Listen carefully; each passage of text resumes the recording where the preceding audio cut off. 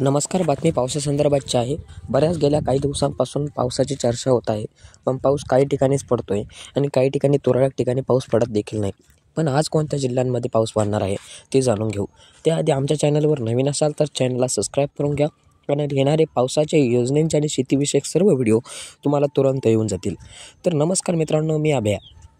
मित्रांनो, गेल्या 2 दिवसापासून पाऊस येतोय. तर 2 दिवसामध्ये जालन्याकडे जास्त पाऊस पडतोय, जळगावकडे जास्त पाऊस पडतोय आणि लातूरकडे जास्त पाऊस पडतोय.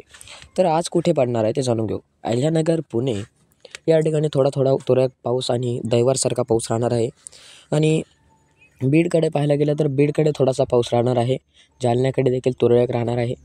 जालना आणि छत्रपती संभाजीनगर, श्रीरामपूर, लातूर, नाशिक, परभणी आणि सिंधुदुर्ग या ठिकाणी जास्त पाऊस राहण्याची शक्यता आहे. जास्त म्हणजे तुरळक भरपूर पाऊस राहण्याची शक्यता आहे. काही तुरळक ठिकाणी, काही तुरळक गावामध्ये.